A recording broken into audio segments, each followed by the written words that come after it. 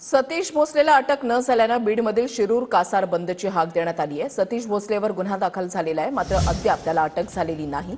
Shirur Kasar police ठाण्यावर आक्रोश मोर्चा निघतोय। मोर्चाच्या पार्श्वभूमीवर शिरूर शहरामध्ये पोलीस बंदोबस्त तैनात करण्यात आला आहे।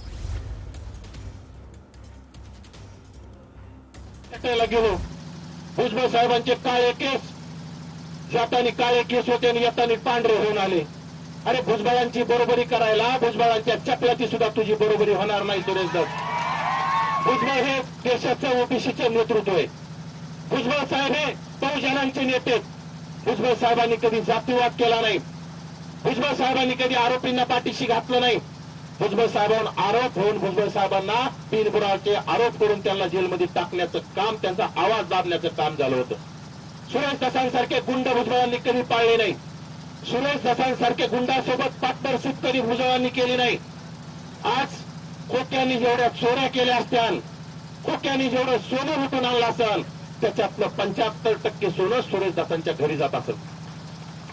खोक्यांनी जेवढ्या चोऱ्या करून पैसा आणला असेल, त्याच्यातला 75% पैसा सुरेश दसांच्या घरी जात असेल। मग सुरेश दसांची चौकशी मुख्यमंत्र्यांनी का करू नये?